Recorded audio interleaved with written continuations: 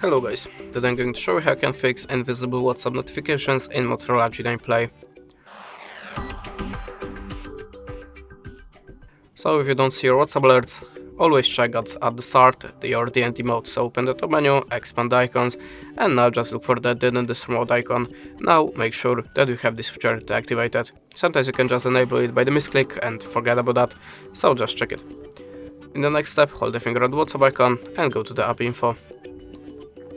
We're gonna start of course from the notifications, check that you have this switcher activated.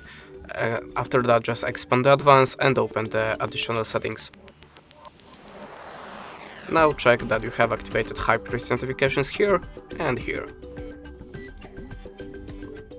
In the next step, let's open the mobile data and Wi-Fi and activate the background data and unrestricted data usage.